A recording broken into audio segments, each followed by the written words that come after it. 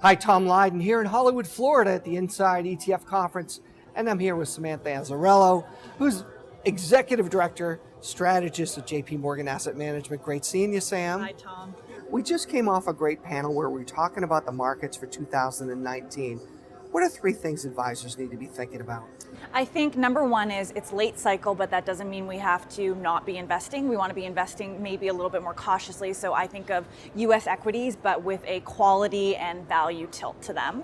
Okay. I think number two is going to be fixed income, which is a little bit more challenging. Even though the Fed is on pause raising rates, we need to be smart about fixed income. So we need to know what we own, and traditional indices might not be cutting it. Okay. And the third is we like emerging markets. Now, it might not work in this year, it might not work in 2019, but the returns over the next 5 to 10 years we expect to be really good. So we want to get in now while EM is cheap. Let's talk a little bit more on the fixed income side. We all benchmark to the Barclays Agg, but we know the Barclays Agg wasn't the Barclays Agg of 9 years ago.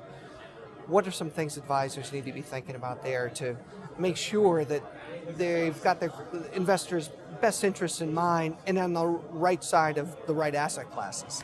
It means, first of all, knowing that we can do better, like you mentioned. Just because you've always used the Barclays Agg, it might be time to revisit that, right, and be using something else.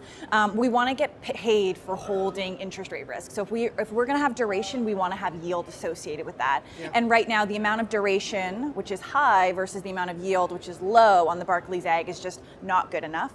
So I would say being diversified within fixed income is key, number one, and perhaps looking in a more active type of strategy in an ETF wrapper.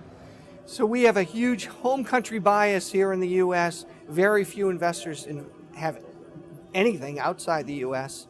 And when you talk about emerging markets, they still think that emerging markets are so risky the way they thought about them 10 or 20 years ago. Talk about EM and why there's opportunity there now. So there's opportunity there because the fundamentals of those countries, we expect them to grow, right? We expect earnings to continue to grow there.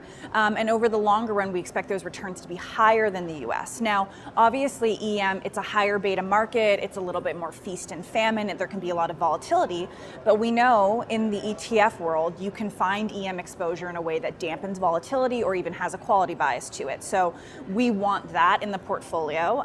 So it doesn't have to be unbelievably risky. It can be done in a kind of more risk cautious way, but we just think that those markets are going to have much higher returns, and we know most clients want and need higher returns. Great point, Sam. As always, love seeing you. Thanks, Tom.